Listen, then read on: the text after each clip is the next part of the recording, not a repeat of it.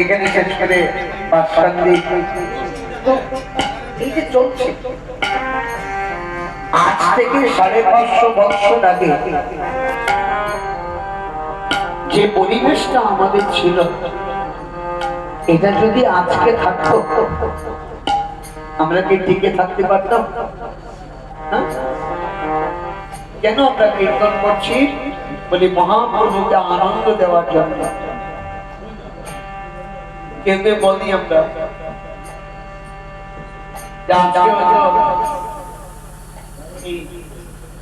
মৃতার কারণে আমরা কীর্তন দিচ্ছি না, আমরা কীর্তন দিচ্ছি ভগবানকে আনন্দ দেওয়ার জন্য। ভগবান কৃতার্থ হেতু উৎসব। ভগবান যদি খুশি হন জীবনে সবকিছু পাওয়া যাবে। আগে ভগবানকে আনন্দ দেওয়া, তারপর সবকিছু। ভগবান কৃতার্থ হেতু যে সেবাটা হয়, এটা হলো প্রকৃত সেবা। তো গৌর হরির জন্য আমরা করবো না তো করবো কার জন্য? আমরা আমাদের প্রাচীন ইতিহাস জানলে শরীরে শিহরণ দেওয়া। ইতিহাস বলতে আমরা কি বুঝি? তুমি বুঝো হিস্ট্রি মানে কি বলো?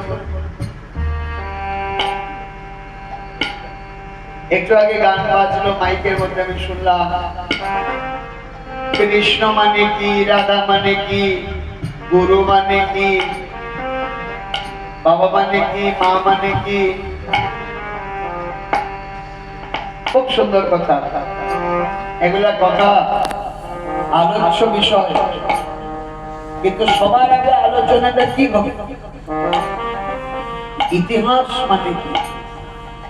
আমাদের ইতিহাসটা কি ছিল? আমরা ইতিহাস বলতেই বুঝি বাবরের 14 গোষ্ঠীর আলোচনা, এটাই মনে করি যে আমরা হিস্ট্রি। কিন্তু এটা আমাদের প্রাচীন ইতিহাস নয়। প্রাচীন ইতিহাস শুনলে আমরা অবাক হয়ে যাই। প্রাচীন ইতিহাসটা কেমন ছিল? মেয়েদেরকে, বউদেরকে আওয়াজ বেশি করছে, শোনা যাচ্ছে না ঠিকঠাক।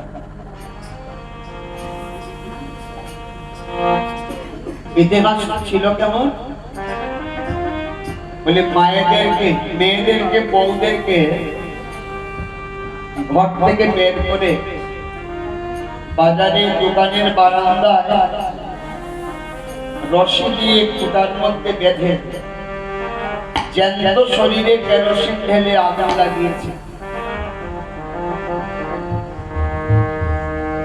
রাস্তার মধ্যে দা দিয়ে টুকরো টুকরো করে কেটেছে, কাটা গায়ে নুন ছিটিয়েছে।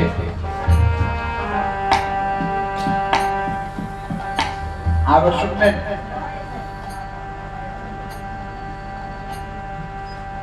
অর্ধেক শরীর কেটে ঝুলিয়ে রেখে আগুন লাগিয়েছে হিংস্র জানোয়ারের দল।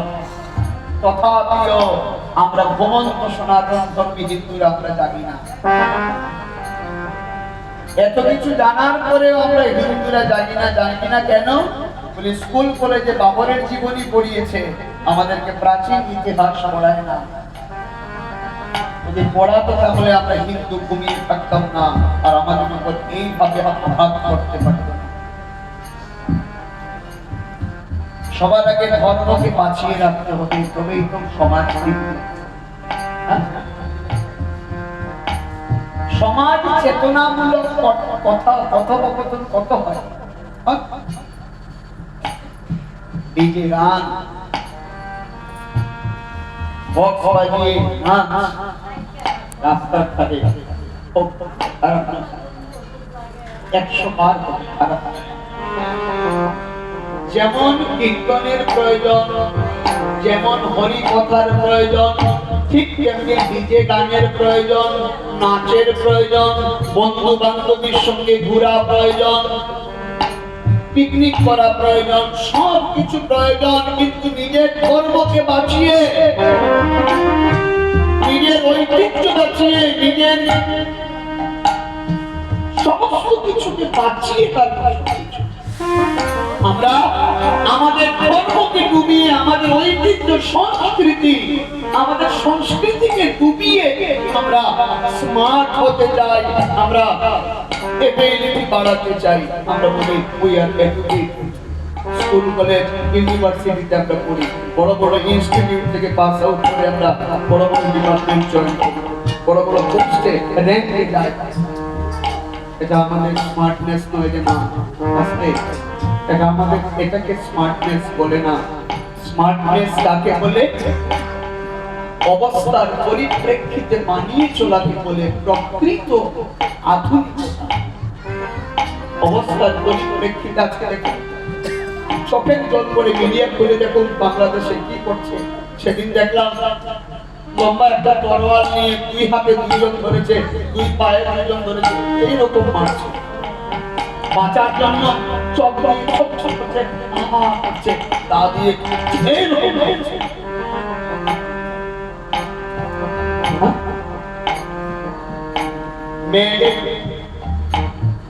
আমি বললে লোকে আমাকে খারাপ পায়, আমি একটু ধর্মের গোলাম, তাই এটাই বলি। মেয়ে এখনো এরকম আছে, আস্তে আস্তে কালকেও গান হবে, পরশুও গান হবে, আজকেও গান হবে। আগে মেরুদণ্ড সোজা করতে হবে। একটা কথা মনে রাখবেন, 3 কোটি খরচা করে বাবা তার মেয়ের বিয়ে দিতে পারে। পয়সাওয়ালা ব্যক্তি 5 কোটি খরচা করে মেয়ের বিয়ে দিতে পারে। কিন্তু এরকম ব্যক্তি আছে যারা কোটি কোটি টাকার উপরে ঘুমায়, কিন্তু হরিনাম সংকীর্তন করার প্রভাব নাই। কীর্তন, একটা সন্ধ্যা কীর্তন করার প্রভাব নাই। কেন? কীর্তন টাকা দিয়ে হয় না। ভগবান যে বাড়িতে যেতে চায় তাকে কেউ আটকাতে পারে না। আজকে কৃপা করে ভগবান এসেছে, তাই দয়া করে কিছু মূল্যবান কথা ভগবানের। ভগবান যেমন প্রেমের নিধি ছিলেন, ঠিক তেমনি মশাল হাতে ভগবান পরিক্রমা করে আমাদেরকে জাগিয়েছে যে ধর্ম কাকে বলে, নীতি কাকে বলে, ন্যায় কাকে বলে। এখনো এমনও বাড়ি আছে, যদি কোনো মেয়ে জন্ম নেয়, বাড়িতে যদি মেয়ে জন্ম হয়, অবহেলার চোখে ফেলে দিয়ে চলে যায়। এখনো এরকম বাড়ি আছে। ছেলে বলে গোটা করে অনুষ্ঠান করা হয়, আর মেয়ে বলে কমিয়ে করে। এরকম বাড়ি আছে। 98% পরিবারে কি করা হয়? মেয়েদেরকে চোখের তলায় লুকিয়ে রাখা হয়। কেন? কেন? অবহেলার চোখে ফেলে দেওয়া। তোরা এই যাবি না, যাবি না, লুকিয়ে থাকবি। আর যে বিয়ে হলো, শ্বশুর বাড়িতে বিয়ে, এইরকম কোনটা দিবে? শুনুন,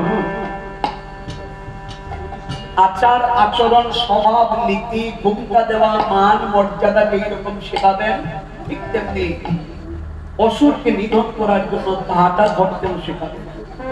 শিকার নাই বলে, শিকায় না বলে আজকে সমাজের এই অবস্থা। একটা মেয়ে বিয়ে হয়ে যখন যাবে, তার যখন সন্তান হবে, সেও তার সন্তানকে শিখাবে চোখের তলায় কিভাবে লুকাতে হয়। এই বলে আমাদের ধর্মটা ডুবে যায়। একতা নাই, ঐক্যতা নাই, কিচ্ছু নাই। নিরীহ মানুষের প্রাণ যায় আমাদের কারণে। আমি রাজধানী টাকার গোলাপরা আমাকে প্রচুর দিয়েছে ভগবান, কিচ্ছুর অভাব নাই। আমার বাড়ি গাড়ি কিচ্ছুর অভাব নেই, সব দিয়েছে। আমি পয়সার গোলাম না, আমি ধর্মের গোলাম। চিৎকার দিয়ে বলতে পারি, আগে ধর্ম করে সবকিছু। ধন্য এই বাড়ির মালিক, ধন্য এই বাড়ির মালিক। এমন একটা যজ্ঞের আয়োজন করেছে যেখানে মাইকের মধ্যে হাজার হাজার লোক শুনবে। আমি ভয় পাই না। আমাকে বলো এইদিকে কেন, রাত 3টার সময় আমি গাড়ি নিয়ে বেরিয়ে যাবো, হন হন করে চালিয়ে। ধর্মের গোলাম, ধর্মকে বাঁচাতে হবে। মেয়েকে যেমন ঘুমটা দিতে শেখাবেন, তা ধরতেও শেখাবেন। আমার মা কালীর হাতে দেখবেন, মায়ের ডান দিকের একটা হাত অভয় মুদ্রা, মানে ভয় নাই ভয় নাই, সব সন্তানকে বলছে ভয় নাই ভয় নাই, আমি আছি। আর আরেকটা বর মুদ্রা, আশীর্বাদ দিচ্ছে। আর ঠিক উল্টো দিকে বাঁ হাতে কি বাঁ হাতে পড়তে ধরেছে, আর নিচের হাতে কি কাটা মুক্ত ঝুলিয়ে বলছে, আমি যেমন আশীর্বাদ করি স্নেহর মায়া মমতার জন্য আমি বুকে জড়িয়ে ধরি, ঠিক তেমনি পশুকে নিধন করার জন্য খড়গ ধরেছে, তাকে গলা কেটে। আমি তো মা, মায়ের কাছে তো সব ছেলেই সন্তান, তো সন্তানই হয়। মা বলে ভালোবাসি বলে আমার পশুর ছেলেকে শাসন করি গলা কেটে, কিন্তু মায়ের মায়া তো, তাই মায়ার কারণে ফেলে দিতে পারি না বলে মুন্ড মালা গলায় ধরে রাখি, হাতে মাথা চুলি। এই হলো মা। মা শিখিয়ে গেছে আমাদেরকে। আর আমরা আমার কথায় কিছু মনে করবেন না, এগুলা বলি কেন? আজকে যতগুলো কথা বলছি, এই বাড়ির কর্মকর্তাকে দেখুন যে মা বাবার উদ্দেশ্যে কীর্তন করছে, ভগবানরা আনন্দ দিচ্ছেন। কয়টা কতজন ছেলে মেয়ে এরকম করে, এরকম মানুষ আছে যারা শ্রাদ্ধ শান্তি করে পুরোহিতকে বলে কত টাকা লাগবে বলো, আমাদের সময় নেই, কত টাকা লাগবে বলতে দিয়ে দাও, আর শ্রাদ্ধ দিন বিকেলবেলা সব শেষ করে দাও, আমরা দিল্লি চলে যাবো, সময় নেই। আর এখানে দেখো নিচে দেখলাম মন্দিরও ভালো না, যাই হোক এখানে অষ্টপ্রহরী আপনি কীর্তন যজ্ঞের আয়োজন। সন্তান হলে তো এইরকমই সন্তান হওয়া উচিত। মা বাবা জন্ম বাবা গো, সারা জীবন তুমি তোমাদের জন্য করি, কি করবো? আশীর্বাদ রাখো, দুটো হাত উপরে রাখো, যেন এই আশীর্বাদে সারা জীবন চলে যেতে পারি। আজকে যেভাবে এই বাড়ির কর্মকর্তা উনার মা বাবার উদ্দেশ্যে করছেন, আমি লিখে দিতে পারি যেদিন উনি থাকবেন না, উনারা থাকবেন না, উনাদের ছেলে মেয়েরা এরকম করবে। কেন বলি, বাবা শিখিয়ে দিয়ে যাচ্ছে, মা শিখিয়ে দিয়ে যাচ্ছে, সংস্কার এইভাবেই একজনের শিকার। তাই আলোচ্য বিষয়, আলোচনার বিষয়।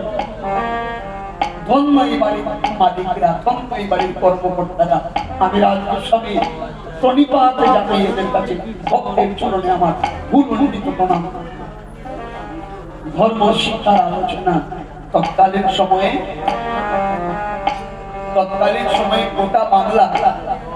গোটা বাংলার রাজধানী ছিল একটা। এখন যেমন বাংলার রাজধানী দুটো, একটা হলো ঢাকা আর আরেকটা হলো কলকাতা। তৎকালীন সময়ে সব এক ছিল, আমাদের শিক্ষা যত জায়গা আছে সব মিলিয়ে একটা রাজধানী ছিল মালদা। আর নবদ্বীপ ছিল শিক্ষার কেন্দ্রবিন্দু, মেরুদণ্ড। আজকে যে আসাম ইউনিভার্সিটি নিজ দিয়ে আসলাম বা বিভিন্ন জায়গাতে আমরা যাই, দেখি কত কত সুন্দর সুন্দর শিক্ষার স্থান। তখন এগুলা কিছু ছিল না, শিক্ষার কেন্দ্রবিন্দু মেরুদণ্ড ছিল নবদ্বীপ না। বহু আমাদেরকে দিয়েছিল। তো বলেছেন একটা জিনিস সবসময় মনে রাখবে, যখন তুমি দীনতার প্রতীক হবে একদম দীনহীন হয়ে যাবে। সাপ যদি পায়ের সুবল দেয়, আমি যদি দেখি সাপ আসছে পায়ের সুবল দেবে, তখন যদি সাপ বলি সাপ আমাকে মেরো না, আমার কাছে আসবে না, সাপ কিন্তু যেটা শুনবে আসবে মারবে, তখন আজকে এই বাড়িতে আমরা অষ্টপ্রহরব্যাপী হরিনাম যজ্ঞে ব্রতী হয়েছি। যখন কলিজীবের দুর্দশা দেখে অদ্বৈত ডাকলেন, সেই ডাক নিয়ে কোথায় গেল? বৃন্দাবনে। সত্য ত্রেতা দাপট চার কলিযুগ বর্তমান, তার আগে হলো দাপট। দাপট থেকে যে গোবিন্দ আসলেন, ভগবান শ্রীকৃষ্ণ আসলেন, এটা তো আমাদের বুঝতে হবে কেন আসলে। আজকে যেই গিয়ে ভক্তের ডাক পৌঁছালো বৃন্দাবনে নিধনে অবচরণীকে সখিগণে,